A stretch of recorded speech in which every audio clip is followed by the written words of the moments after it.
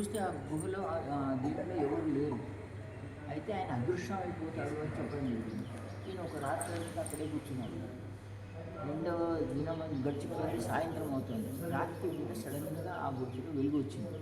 ఎవరా అని చూడడానికి పోతే ఒక మహాశివుడు కూర్చున్నాడు. ఆయన బాగా తిట్టినాడు. నేను పని లేదా, ఎక్కడికి వచ్చినా ఇక బుద్ధి ఉందా లేదా, అయ్యా నేను ఇలా అన్వేషణ జ్యోతిష్యం మన సనాతన ధర్మం యొక్క అన్వేషణకు బయలుదేరినాడు. వీలవుతే సహాయం అయితే చేయండి, లేకపోతే నేను వదిలేయండి, వెళ్ళిపోతాను. కానీ చెప్పండి, నేను నిన్నటి నుండి చూసేది ఏంటంటే నిన్నటి వరకు కూడా మీరు ఇక్కడ లేరు. తర్వాత నేను ఈ గుడిసె ముందరే కూర్చున్నాను, ఇక్కడ ద్వారం లేదు, ఇక్కడ ద్వారం ముందరే కూర్చుని మీరు లోపలికి వచ్చింది తెలియదు, బయట పోయింది. మరి ఈ విద్య అయితే మీరు ఉన్నట్టు నేను గ్రహించినాను. మరి నాకు చెప్పండి, చెప్పగలుగుతారా? ఆయన తన విద్యతో లోపలికి పోయి చూసేసరికి ఇది మహానుభావుడు, వచ్చే తరానికి మంచివాడు అని తెలుసుకొని ఆయనకు అప్పుడు కాలజ్ఞానాన్ని ఇచ్చినాడు. గురుజీకి కాలజ్ఞానం ఇచ్చి, ఈ కాలంలో నువ్వు కనుక బయలుదేరితే, ఈ కాలంలో ఎక్కడైనా పనికి బయలుదేరితే నువ్వు తప్పకుండా సక్సెస్ అవుతావు. ఆ కాలజ్ఞానం గురుజీ మహేంద్ర అమృత శూన్య వక్రకాలాలుగా విభజించి ఆ కాలం మీకు జ్యోతిష్యంతో సంబంధం లేకుండా అమృతకాలం, మహేంద్రకాలం, వక్రకాలం, శూన్యకాలం. మహేంద్రకాలంలో చేసే పనులన్నీ విజయవంతంగా సాగుతాయని, అమృతకాలంలో కొద్దిగా లేట్ అయినా కానీ పనులు తప్పకుండా సక్సెస్ అవుతాయని, వక్రకాలంలో చేసిన పనులు అసలు కావు, లేకుంటే ఈ శూన్యకాలంలో అయితే మృత్యు తుల్యంగా కష్టం అనుభవించాల్సి వస్తుంది. ఆ కాలంలో అయితే ఆ కాల విభజన తాను ఆయన దగ్గర నేర్చుకుని మొట్టమొదటి కాలజ్ఞానం రాసిన పుస్తకం అయింది. జ్యోతిష జ్ఞానంలో కూడా కాలజ్ఞానం రాసినాడు. ఆ కాలజ్ఞానాన్ని పట్టుకుని ఆయన ఎక్కడెక్కడైతే బయలుదేరినాడో అక్కడ సక్సెస్ఫుల్ అయిపోయినాడు. అంటే కాలజ్ఞానం ఉందన్న ఒక ఆయనకు దృఢీకరణ జరిగింది. ఆ కాలజ్ఞానాన్ని చూసుకున్నాడు. ఆయన చూసుకొని ముందుకు సాగు. ఆయనకంటే అప్పటికి 2 రోజుల నుంచి భోజనం చేయలేదు. ఎందు పిల్లవాడు భోజనం చేయకుండా ఉంటే ఆ సాధువు ఆయన చూసేసి నువ్వు భోజనం చేయలేదు కదా అనేసి శూన్యంలో నుంచే 2 మామిడి పళ్ళు తెచ్చి ఇవి తిను అన్నాడు. ఆ 2 మామిడి పళ్ళ పైన గురూజీ నడుచుకుంటూ మౌంట్ అబు నుంచి ఆయన అడిగినాడు, ఇంకా నీలాంటి సిద్ధులు ఎక్కడెక్కడ ఉన్నారు? ఆయన ఎక్కడెక్కడితే చెప్తున్నా ఆసుకి తప్పు 9 తాళ్ళు అట్లా తిరుగుతుంటూ వదిలికి మళ్ళీ వెళ్ళినాడు. ఆ 2 మామిడి పండ్లు ఇచ్చిన దానిపైన గురుజీ తన జీవితంలో రాస్తాడు కదా, స్వర్గతుల్యమైన అమృతం ఏంటో తెలియదు, కానీ అది తిన్న తర్వాత నేను కనీసం 40 రోజులు నేను తిరగగలిగినాను. దానిపైన ఎక్కడ నేను అడగకుండా జరిగింది. తర్వాత తన జీవిత యొక్క లక్ష్యాన్ని సాధించుకుంటూ ముందుకు వెళ్ళినాడు. కానీ అదంతా పెద్ద సిద్ధాశ్రమం చేరే వరకు కానీ ఆయన జీవితంలో లక్ష్యం పెట్టుకుంది ఏంటంటే, నా సనాతన ధర్మంలో విద్యలు ఉన్నాయా? విద్యలు ఉంటే మేము ఆ విద్యతో అందరినీ గెలవగలమా? ఆ విద్యను నిరూపించగలమా? ఆయన తన జీవితంలో 150 పుస్తకాలు రాసినాడు. అన్ని మంత్రతంత్రాలు కానీ, జ్యోతిష్యం కానివ్వండి, ఇంకా అన్నీ దాని మీద రాసి కాబట్టి ఆయన యొక్క జ్ఞానం నేను మీకు చెప్పడం అంటే ఎవరు ఏమనుకున్నా సరే నాకు ఇబ్బంది లేదు. ఈ 2500 సంవత్సరాలు శిష్యులకు కానీ సాధారణ మనుషులకు కానీ ఈ జ్ఞానాన్ని పంచిపెట్టిన వాళ్ళు ఎవరు లేరు. ఏ జ్ఞానం ఉన్నా తన దగ్గర పెట్టుకున్నారే తప్ప మనం వేరే వాళ్ళ జ్ఞానం ఇవ్వలేదు. ఆయన చేసిన మొట్టమొదటి పని ఏంటంటే, అక్కడి నుంచి వచ్చిన పాకిస్తాన్ వైపు నుంచి వచ్చిన హిందువులు కానీ, ఇటు నుంచి పోయిన వాళ్ళు కానీ వేరే వాళ్ళు ఎంత కష్టపెట్టినారు ఆయనకు అది తన దగ్గర తిరుగుతుంది. మా దగ్గర ఎంతమంది సిద్ధులు, ఇంతమంది ఆచార్యులు, ఇంతమంది ఉండగా కూడా మా హిందువులు ఇంతెందుకు బాధపడ్డారు? ఆ బాధతో ఆయన ఆ విద్యను నేర్చుకున్నాడు కదా, వీళ్ళు మా మీద పెద్దతనం చెలాయించడం ఏంటి, మా దేవతల్లో శక్తి ఉంటే వీళ్ళ దేవతలను ఓడించలేమా అన్న దృక్పథంతో ఆయన అలాగే నడుచుకుంటూ పోయినాడు. ఆ నేర్చుకుని ఆ విద్యను మొదలు నేర్చాడు. ఏంటంటే, నా హిందువు అన్నవాడు ఒక్కడు కూడా ఎక్కడ ఏ ధర్మం ముందు ఓడిపోకూడదు, వాడిలో శక్తి ఉందని నిరూపించగలగాలి అని తన ప్రయాణాన్ని సాగించిన ఆయన తాను వెళ్ళి సిద్ధాశ్రమంలో చేరి, సిద్ధాశ్రమంలో ఎవరైతే అంటే మనం దాదాపులు అంటాం గురువు యొక్క గురువుగా ఆయన 50,000 సంవత్సరాల కల ఆయన. సిద్ధాశ్రమం యొక్క మొదటి పేరు జ్ఞానగంజ్. ఆ తర్వాత జ్ఞానగంజ్ కంటే ముందు దాన్ని ఇంద్రప్రస్థం అనేవారు. ఇంద్రప్రస్థం తర్వాత జ్ఞానగంజ్, తర్వాత సిద్ధాశ్రమం అని అనడం. ఇప్పుడు మా పవన్ గారు గురువులు ఉన్నారు, 2 గురువులు. వాళ్ళు చెప్పిన వాళ్ళ ప్రకారం ఏంటంటే, శంబాల కానీ సిద్ధాశ్రమం కానీ ఒకటి. సిద్ధాశ్రమం శంబాల ఒకటి కాదు. శంబాల వేరు, సిద్ధాశ్రమం వేరు, షాంగ్రీలా వేరు. ఇవన్నీ ఆధ్యాత్మిక క్షేత్రాలు, పోటీపడే క్షేత్రాలు. అంటే నేను ఒక విద్య మహామృత్యుంజయం నేర్చుకున్నానంటే సంజీవని విద్య నేను నేర్చుకున్నాను. నేను ఆకాశగమన విద్య నేర్చుకున్నానంటే నువ్వు కనుక పైన 3,000 కిలోమీటర్ల వరకు ఎగరగలవంటే నేను 6,000 కిలోమీటర్లు ఎగరగలను అని పోటీపడే ఒక ఆధ్యాత్మిక కేంద్రాలు. దాని గురించి తర్వాత చెప్తాను ఎప్పుడైనా. అయితే అలాంటి సిద్ధాశ్రమం ప్రవేశం చేసి తన గురువుగారైన సత్యనారాయణ స్వామిని కలుసుకున్న తర్వాత అంతా విద్యని నేర్చుకుంటే ఈయనకు ఆయన ఎంతో ప్రేమతో చూసి తన జీవితంలో ముగ్గురే శిష్యుడిని చేసినారు. దాంట్లో ఈయన ఒక ఆయన. అయితే ఆయన చేసింది ఏంటంటే అక్కడ సిద్ధాశ్రమంలో పోట్లాట పెట్టుకున్నాడు. ఇప్పుడు మా పవన్ గారు ఉన్నారు, ఏమంటారు మీకంతా అవి అన్నీ వదిలేసి మొక్కు మూసుకొని జపం చేయమంటే ఆయన అది ఒప్పుకునేది కాదు. సిద్ధాశ్రమంలో బదులు స్త్రీ ప్రవేశం ఉండేది కాదు. ఆయన అన్నాడు స్త్రీ ప్రవేశం ఎందుకు ఉండకూడదు, స్త్రీ శక్తి కదా, ఆమెను పూజిస్తాం కదా, ఎందుకు ఉండకూడదు, ఆమె ఉండాలి. తర్వాత వాళ్ళ గురువులందరూ సన్యాసులందరూ వచ్చేసి ఇదేం సార్ స్త్రీలు వచ్చేసి సిద్ధాశ్రమం పాడైపోతుంది, సిద్ధాశ్రమం స్త్రీలు వస్తే పాడైపోతే మీరు సాధువులే కాదన్నారు, మీరు యోగ్యులే కాదు. నేను ఇక్కడ తెచ్చి అప్సరసను నృత్యం చేపిస్తాను. అప్సరసను నృత్యం చేసేటప్పుడు మీలో కనుక కంట్రోల్ ఉంటే, మీలో కనుక ఆ సామర్థ్యం నిగ్రహం కనుక ఉంటే మీరు నిర్ణయం సాధువులు, కనుక మీకు నిగ్రహం లేకపోతే చాలా ఇక్కడ నుంచి వెళ్ళిపోండి. ఆ మాట ఆయన గురువుగారు దాదా గురువుగారికి నచ్చింది. ఒరే స్త్రీ ప్రవేశం అప్సరస ప్రవేశం నృత్యం చేయించి ఎవడు గెలిస్తే వాడిని పెడతాను కూడా వెళ్ళకూడదు. దాంతో అందరూ హడలిపోయినారు. చెప్పేది ఏంటంటే ఈయన ఎప్పుడైతే వెళ్ళి సిద్ధాశ్రమంలో వెళ్ళేవాడో అప్పుడు అప్సరసల సహితం ఈయన వల్ల శక్తి పొందడానికి తన వెంట్రుకలను పోసేసి ఆ వెంట్రుకలను నడిపించే శక్తి గల జ్ఞాన సంపూర్ణ విశ్లేషణ. కానీ ఆయన అక్కడ వరకు అక్కడ సిద్ధాశ్రమాన్ని మొత్తంగా మార్చేసిన తర్వాత తన గురుగారి దగ్గర వెళ్ళి తండ్రి నాకు పర్మిషన్ ఇవ్వాలన్నాడు. ఏంటిదంటే నేను సిద్ధాశ్రమం వెళ్ళి మళ్ళీ సామాన్య లోకానికి వెళ్ళిపోతాను, ఎందుకు అట్లా ఇక్కడ హైగా ఉన్నావు కదా, అందరినీ దేవతలు కూడా రూపంలో ఆచార్యులు వీళ్ళంతా కూడా నీకు బాగా, నేను బాగా అంటే స్వామి నేను నా కొరకు బతకడానికి రాలేదు. నా భారతదేశంలో హిందువులను చంపి స్త్రీలను పొడిచి చంపేటప్పుడు నేను చూసినాను, స్త్రీలను మానభంగం చేసేటప్పుడు చూసినాను. వాళ్ళ దగ్గర నా శక్తితో మేము లొంగిపోయి గులాములై 200 సంవత్సరాలు ఇంగ్లీష్ వాళ్లకు 1400 సంవత్సరాలు ఇతర కులాల వాళ్ళకు మేము గులాములై వాళ్ళ దాసత్వాన్ని స్వీకరించి బతుకుతున్న రోజులు అవి. ఆ దినాన్ని నేను చూసినాను. నేను ఆ దాసత్వం నుండి, ఆ విద్య నుండి ఈ విద్య ద్వారా గన్నులు పెట్టుకొని ఎవరైనా చేయవచ్చు. మా విద్య ఈ ఋషి సంపన్న విద్య అయిన మా దగ్గర బ్రహ్మాస్త్రం ఉంది, వజ్రాస్త్రం ఉంది, నారాయణాస్త్రం ఉంది, సుదర్శనాస్త్రం ఉంది, పశుపతాస్త్రం ఉంది. ఇవన్నీ అస్త్రాలు ఉండగా కూడా మేము వాళ్ళ చేతుల్లో ఓడిపోవడం ఏమిటి? నేను ఈ విద్యను బయటకు చెప్తాను, లోకుల్లో ప్రచారం చేసి ఈ విద్య ఉంది, నా హిందువులను శ్రేష్టంగా చేస్తాను స్త్రీలతో సహా అని ఆయన పట్టుబట్టినాడు. చాలా ఎంతో చివరికి అంతా ఒక మీటింగ్ జరిగింది. అంత సిద్ధాశ్రమం వచ్చి ఏనేం సార్ ఆయన దగ్గర బాగా విద్యలు ఉన్నాయి, విద్యను నేర్పించి దేవుడే కూర్చుంటాడు అక్కడ పోయి అన్నాడు. అప్పుడు ఆయన చెప్పినాడు నేను జ్ఞానాన్ని మాత్రమే ఇస్తాను, ఏ మహిమ చూపించను, జ్ఞానాన్ని మాత్రమే ఇచ్చి చూస్తాను, ఏ మహిమ వచ్చి నేను దేవుడిగా పడడానికి వెళ్తలేను, జ్ఞానాన్ని ఇవ్వడానికి వెళ్తున్నాను అని చెప్పి బయలుదేరి తాను గృహస్థుడుగా వచ్చి మళ్ళీ తన పూర్తి చేసి తన భార్యకు సంసారం చేసి తన పుస్తకాలు రాసి ఈ విద్యను ప్రచారం చేసినవాడు. మన ధర్మాన్ని సామర్థ్యవంతంగా ఋషి పరంపరలో నడిపే సాధారణ వ్యక్తిగా బతికినాడు. ధోతి తెల్ల షర్ట్ వేసుకుని తిరిగేది, ఏం పెద్ద వేషాలు వేసుకొని మాలలు వేళ్ళు వేసుకొని తిరిగేది కాదు, గడ్డాలు పెంచేది కాదు, మామూలుగా తిరిగేది. కానీ ఆయన పుస్తకాలు రాసింది కానీ ఆయన విద్య ఏదైతే ఉందో, ఏదైతే మన విద్య దాచి ఉందో ఇన్ని రోజుల వరకు అది బయటికి ఇచ్చిన మొట్టమొదటి మనిషిగా నేను ఆయనకే ప్రాధాన్యం ఇస్తాను. పరమహంస నిఖిలేశ్వరానంద స్వామికి. ఎందుకంటే ఆయన 1981-82లో ఎప్పుడైతే వచ్చి మంత్రతంత్ర జ్ఞాన పుస్తకం తీసేసి దశమహావిద్యల గురించి చెప్పిన మొట్టమొదటి వ్యక్తి ఆయన అంటే అతిశయోక్తి. దానికంటే ముందు 2500 సంవత్సరాల నుంచి మీకు చెప్పకూడదు. 2500 సంవత్సరాల క్రితం శంకరాచార్యుల వారు స్థాపన చేసినారు శంకర పీఠాలు. మీరు ఒక్కసారి ఆలోచించండి, నేను ఎవరిని బ్లేమ్ చేయడం లేదు. మన హిందువులు 1400 సంవత్సరాల్లో ముస్లింలు వచ్చి మందిరాలు కొట్టబడేటప్పుడు కానీ, హిందువులను చంపేటప్పుడు కానీ, మళ్ళీ ఇంగ్లీష్ వాడు వచ్చి పాలించి మన హిందువులను మార్చేటప్పుడు కానీ, ఒక్క శంకరాచార్య అనే వ్యక్తి తన బలి ఇచ్చి దాన్ని ఆపినవాడు ఒక ఉద్దంతం చూపించండి. ఎందుకు స్థాపన చేసినారు? విద్యలు వాళ్ళు ఎందుకు చెప్పలేదు? ఇప్పటివరకు మీరు దూరం నుంచి మీ మీద అక్షంతలేసి పడేసి మొక్కిపోమంటారు కానీ మీకు ఏమైనా విద్య ఇచ్చి ప్రచారంగా బయట వచ్చిన వాళ్ళు ఉన్నారు. మనం ఆదిశంకరాచార్యుల దగ్గర చూస్తాం, ఆయన ధనవర్షం పుట్టించాడు ఒక పేదరాలి కంటి బాధను చూసేసి, పరకాయ ప్రవేశం చేసినాడు, ఆకాశగమన విద్య చేసినాడు, తన తల్లి కొరకు హిమాలయాల్లో ఉన్నాడు, వచ్చి లక్ష్మీనారాయణ దర్శనం ఇచ్చి చేసినాడు. మరి వీళ్ళందరూ కూర్చుంటున్నారే, మరి వీళ్ళ దగ్గర ఎందుకు ఆ విద్యలు అడిగితే ప్రశ్న అయితే అనిల్ కుమార్ నక్సలైట్ అంటాడు. అధ్యాత్మంలో ఆయన నక్సలైట్ ఇలా ప్రశ్నిస్తాడు అందరినీ, ఆచార్యులను ప్రశ్నించడం కాదు. నేను అనేది ఏంటంటే మనం ఆ విద్యలు ఎక్కడ పోయినాయి?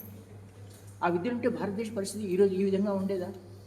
మరి ఆ విద్యలు ఈ కాలం లోపల 1400 కాలం లోపల ఎవరు చెప్పినారు? ఇంగ్లీష్ వాడు పార్లమెంట్లో ఎవడో రాసేసి, మ్యాక్స్మల్లో ఎవరో రాసేసి, ఎవరెవరి దగ్గర పోయి ఇంగ్లీష్లో రాసిన విద్యను ఇప్పుడు మనం ఆచరిస్తున్నాం. పంచమకారాలకు అర్థమే మారిపోయింది.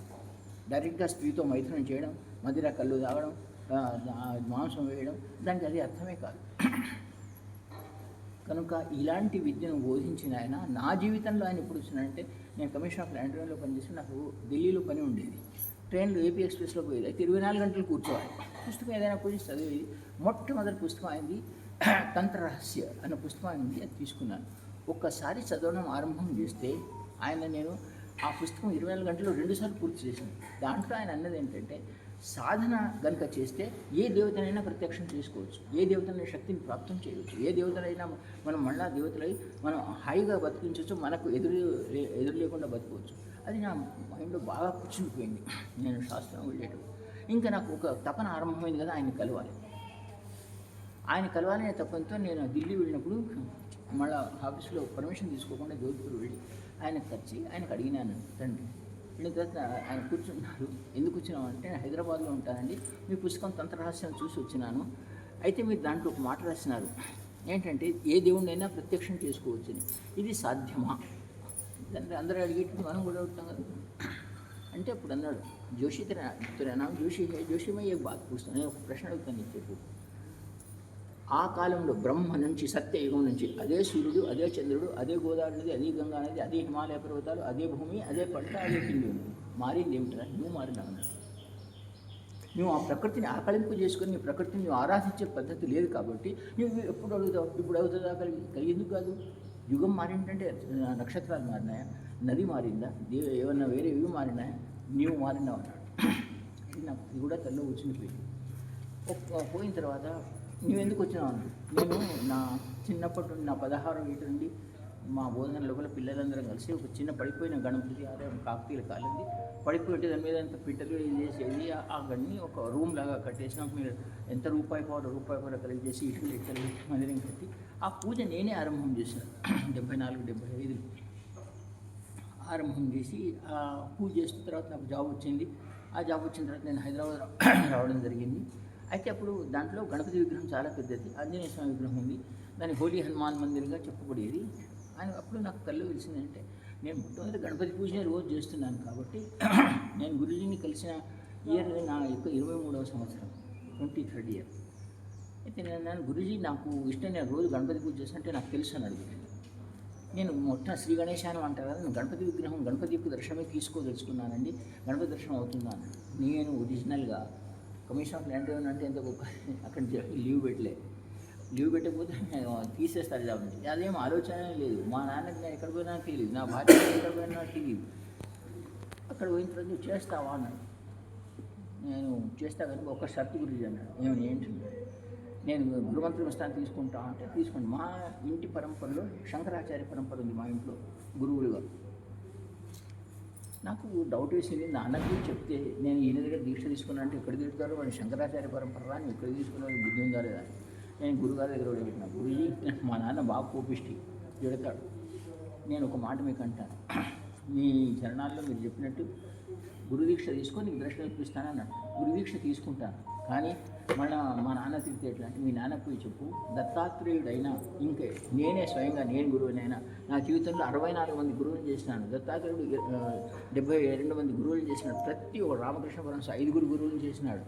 గురువు చేయడంలో తప్పు లేదా, ఇక్కడ జ్ఞానం చేయడం చెప్పి ఈ ఉదాహరణ నేను ఇవ్వు అన్నాడు. ఇంక నేను మాట్లాడకుండా గురుమంత్రులు తీసుకున్నాను. అంటే ఆ రోజు కూర్చుండి మొత్తం 121 మార్లు గురుమంత్రులు చెప్పించాడు. పొద్దున్న సాయంత్రం దాకా 121 మార్లు చేసినాడు. ఇప్పుడు చెప్పాను, ఇప్పుడు నేనంటే నేను గణపతి పూజ చేసేవాడు, గణపతి దర్శనం తీసుకుంటాను గురుజీ అన్నాను. అక్కడ పైన హాల్ ఉండేది ఒకటి. ఆయన ఏమన్నాడు, చూడు కఠినమైన సాధన చెప్తున్నాను, దర్శనం అంటే మామూలు కాదు, యుగాల కొద్దిగా జపం చేసినా ఎవరికి దర్శనం కాదు. నీకు మాట చెప్తాను, ఈ చేతిలో దీపం పెడతాను, ఈ చేతిలో మాల తీసుకొని నిలబడి నేను చెప్పిన జపం చేయాలి. మొదటి రోజు జపం 12 గంటలైంది. మామూలుగా ఇట్లా పెడితేనే చేయి లాగుతుంది వాడు. అది ఆయన తెలుసుకొని వాళ్ళ కింద కమండలు పెట్టినారు, దానికి చేతి పెట్టి అట్లా చేతి బాగా లాగడం మొదలైంది. అయినా 12 గంటలు జపం చేసినారు. రెండో రోజు అదే జపం 10 గంటల్లో పడుతుంది. మూడో రోజు 8 గంటలు చేసి, ఆ మూడో రోజు ఎప్పటికీ జపం పూర్తి అయ్యే సమయం వచ్చిందో వెనుక నుంచి ఆయన వచ్చిన ఇది వినిపించింది. ఆయన వినిపించేసి ఎవరు వచ్చిన అయితే ఒక ఏ కోశాన కూడా చేతి నుంచి జపమాల వదులకు అని చెప్పినాడు. ముందర వచ్చి నన్ను నాకు చూసినాడు. ఇట్లా అన్నాడు, అంటే జబ్బు జరుగుతుంది కదా అంటే, అవును చివరి మాల ఉంది, ఇంకో 20 మడలు అయిపోతే ఈ మాల కూడా పుట్టింది, మీరు చెప్పిన జబ్బు పూర్తి అయిపోతుంది అన్నట్టు తల ఊపినాను. సరే అని తాను చెప్పేసేసి తాను వెనుక వెళ్ళి ఆ రూమ్లో ఉన్న వాళ్ళందరినీ ఖాళీ చెప్పేసి తలుపు మూసేసినాడు. ఆ తలుపు మూసేసిన తర్వాత సడన్గా నా ఇంకా 10 మడలు ఉన్నాయనగా ఒక్కటిసారి పెద్ద వెలుగు వచ్చింది. ఎట్లా మనం 1000 బల్బ్స్ పెడితే ఎంత వెలుగు వస్తుంది. నా కళ్ళు మినుమిట్లు గురిపోయేలాగా బాగా ఏమైనా ఏంట్రా ఇట్లా వచ్చింది, ఎక్కడ లైట్ వచ్చిందా, ఏమైనా షాక్ అయిందా అని నేను చూస్తున్నాను. మన ఎట్లే అయిపోయింది. కొద్దిసేపటికి ఆ వెలుగంతా గణపతి ఆకారంలో మారిపోయి ఆ గణపతి నా చేతిలోని దీపాన్ని కింద పెట్టేసి నా చేతిలో లడ్డు మోదకం పెట్టేసాను. నా కంటి ధార అంటే ఇంకా దానికి నేను చెప్పడానికి అంత ఏడ్చుకుంటూ కూర్చున్నాను. అంటే ఈ జీవితంలో కూడా ఇలాంటి గురువులు ఉన్నారు, ఇలాంటివి జరుగుతాయని. ఆ తర్వాత ఆయన వచ్చి ఇంకా పెట్టినాడు. దీపం పెట్టేసి అయిందన్నాడు. ఆ రోజు నుంచి నా పరీక్ష ఆరంభమైన అనుకోండి. 12 సంవత్సరాలు ఎంత తిప్పలు పెట్టినారో. ఒక్కొక్క పిల్లల్ని పోషించి పెంచి పెంచడానికి చేసే క్రియ అంత కష్టపడ్డాను. రూపాయి కష్టపడ్డాను. చివరికి నాకు అంతా గణపతి స్థితి అంతా చేసిన తర్వాత కూడా నా భార్య పిల్లలు పోషించే నాన్న తిట్టడం వాటిని, నీకు వద్దంటే అక్కడ పోయి ఏ తాంత్రిక గురువుని చేసినా నీకు బుద్ధి ఉందా, నీకు అది ఉందా. నేను నాకేమో జాబ్ పైన ఇష్టం పోయింది, సాధన చేసుకోవాలి, సాధన చేసేది, నాన్న తిట్టేది. చివరికి మిత్రులు కూడా తిట్టేది, వీడు జాబ్ వదిలేసినాడు, ఎక్కడ పైసలు అడుగుతాడు, మిత్రులు స్నేహితులు కూడా రావడం మొదలెట్టినారు, రాకుండా వెళ్ళినాడు. అలాంటి స్థితి తీసినాను. చివరికి 3 జూన్ 1990, నాకు ఈరోజు కూడా 3 జూన్ 1993 రోజు ఢిల్లీలో వెళ్ళి గురుజీని అక్కడే కూర్చుంటూ వెళ్ళాను. వెళ్ళి గురుజీ కాళ్ళ మీద కంటికి నీళ్ళు వస్తున్నాయి. అయినా గురుజీ క్యా హువా గురుజీ అప్పటి బాద్ సాధనకి బాద్ నేను ఎంతో ఆశపడి నాకు దేవత కనిపించిన తర్వాత నా జీవితం మారిపోతుందేమో, మహర్షి లాగా అవుతుందేమో అనుకుని చాలా ఎంతో ఆనంది సంతోషించి నేను చేసుకుంటూ ఇప్పటికి కూడా ఒక మాట చెప్తాను, గురుజీ మీలో సామర్థ్యం ఉంది, మీరు ఏమైనా చేయగలరు. కానీ ఒకటి నేను ఎక్కడో తప్పులు చేస్తున్నట్టున్నాను. నాకు ఒకటే చేయండి, ఈ జీవితంలో మీ సామర్థ్యవంతుడైన శిష్యుడిగా అయినా వర్తించండి, లేకుంటే నాకు సౌండ్ ప్రసాదించి నీకు చనిపోవడానికి రెడీగా ఉన్నాను. నా భార్య పిల్లలు కానీ మా నాన్నకు 6 కొడుకున్నాం, నేను పెద్ద కొడుకుని, మా నాన్న చూసుకుంటాడు వాళ్ళని. చావునన్నే అవ్వండి, లేకపోతే మీ సామర్థ్యవంతుల శిష్యుడైనా నన్ను చేయండి అన్నాను. ఒక నవ్వి ఒరే ఇట్లా అన్నాడు అని ఒకటి వీటి మీద తప్పేసి, నిఖిలేశ్వరానంద స్వామి పరీక్షలో నెగ్గిన శిష్యుల్లో నువ్వు ఒకటివిరా, ఎవడి ఇప్పుడు నేను ఇవ్వలేదు అని వీపు తట్టినాడు. ఆ రోజు వీపు తట్టిన తర్వాత నా పూర్తి బట్టలు ఇప్పించి ఆయన తన బొటన వేలితో ఇచ్చిన దీక్ష నేను మళ్ళీ తిరిగి వెనుకకు చూడలేదు. ఏ దేవుడి దగ్గరికి వెళ్ళి నేను నా గురుమంత్ర జపాన్ని చెప్పి మాట్లాడితే ఆ దేవుడు మెడలో ఉన్న మాల నా మెడలో వచ్చి పడే స్థితికి ఎదిగినాను. ఈరోజు మీ దగ్గర ఉన్నాను ఇంత అంటే, హిమాలయాల దగ్గర నుంచి నేను జమ్మూ కాశ్మీర్ నుంచి కన్యాకుమారి వరకు ఇటు గుజరాత్ నుంచి ఒరిస్సా వరకు అన్ని దగ్గర సాధన చేసినాను. ఏ దేవుడికి ఎదిగి ఏమీ లేనివాడిని. నా తండ్రి టీచర్ తర్వాత లెక్చరర్ అయినారు. 6 కొడుకు పెద్దవాడిని, ఏమీ లేవు, చిన్న బోధన గ్రామం నుండి వచ్చిన వాడిని. నేను ఈ స్థితిలో ఇప్పుడు ఏ గురువులైనా సరే, ఎంతటి అఘోరులైనా సరే, గురువుడు నీవు గురుమంత్రం జపం చేయరా, ఏ అఘోరి ఎంతటి తాంత్రికుడు సాక్షాత్ రాక్షసుడు వచ్చి దిగిరా, నీ కళ్ళల్లో కళ్ళు వేసి చూడమని గురుమంత్రం జపం చేయి, నీ కళ్ళలో కళ్ళు వేసి చూడలేడా. ఆ శక్తి ఉండడం వల్ల ఈరోజు ఈ స్థితికి ఎదిగి నేను మీకు అందరికీ ఎందుకు చెప్పినాను ఏమంటే, గురువు గురించి మీకు ఒక జ్ఞానం ఉండాలి. ఆయన తపస్సంపడు, కానీ ఆయన పరీక్ష చాలా కఠినమైనది. ఆ పరీక్షలో నెగ్గినవాడు తన జీవితంలో వెళ్తామని చూడు. అలాంటి స్వామి విశ్వేశ్వరాంజీ గురుమంత్ర జపాన్ని చేసి నేను ఏ విధంగా అయినానో ఆ గొప్పతనం మీలో కూడా రావాలి, ఆ తపశక్తి మీలో కూడా. తప్పిదారి కూడా మీకు చెప్పేది నేను ఒక మాట ఉంటాను, మీకు ఒకవేళ గురువు నచ్చలేకపోతే వదిలేసేయండి, కానీ గురువు నింద మాత్రం చేయండి. ఈయన నింద మాత్రం 7 జన్మల వరకు మిమ్మల్ని వదిలేదు. వేరే గురువుల గురించి నాకు తెలియదు, నేను మాట్లాడాను, మీకు నచ్చలేదు వదిలేసేయండి. కానీ ఆయన తపస్సును తట్టుకోగలిగితే మీరు ప్రపంచంలో మీ ఫోటో ప్రతి ఇంట్లో పూజింపడుతుంది. ఈరోజు నా ఫోటో నేను మామూలు మనిషిని, నేను సిద్ధుని, నేను ఎద్దుని, నేను ఏమన్నానండి. నేను గడ్డాలు లేవు, సన్యాసం వేసుకోలేదు, భార్య పిల్లలతో ఉంటాను, నాకేం లేదు. కానీ ఈరోజు నా స్థితి ఎక్కడంటే, నేను ఎక్కడ వెళ్ళినా ఏదైనా ఇంట్లో ఉంటే దేవతలతో సహా నా ఫోటో పెట్టి పూజిస్తున్నానంటే అది ఆయన కృప, ఆయన చేసింది. ఈ జీవితంలో ఆయన కలిసిన తర్వాత ఏ అడవి వదలలేదు. మీరు ఒక మాట, శ్రీశైలం దగ్గర నుంచి వింధ్యాపర్వతాల వరకు ఏ అడవి వదలలేదు. ప్రతి అడవిలో పోయి సాధారణ 5 రోజులు 10 రోజులు చేసేది. భార్య చిన్న కొడుకు బిడ్డ చిన్న నాకు కవలలు వాళ్ళని తీసుకొని నది ఒడ్డున పడుకోబెట్టి భార్య వాళ్ళని చూసుకునేది నేను సాధన చేసుకుంటూ తీసుకుంది 15 సంవత్సరాలు శ్రీశైలం లోపల ప్రతి ఎండాకాలం లోపల సెలవులు అయిన తర్వాత 15 రోజులు అక్కడ ఉండి సాధన చేసి వచ్చేవాడిని. మామూలుగా నేను ఒక్కడైతే వెళ్ళేది. కనుక మీకు సాధనలో శక్తి ఉంది, దేవతలు యోగ్యుడైన గురువు కనుకైతే దేవతలు మీ ముందు కావాల్సిందే, దేవతలు ప్రత్యక్షం కావాల్సిందే. మీ తపస్సు, మీ యొక్క నమ్మకం గొప్పదైతే కనుక అలాంటి గురువు యొక్క గురుమంత్ర జపాన్ని మీకు ఇస్తున్నాను. నేను ఎలా చెప్తానో అలా చెప్పండి. నేను చెప్పినట్టు చెప్పండి.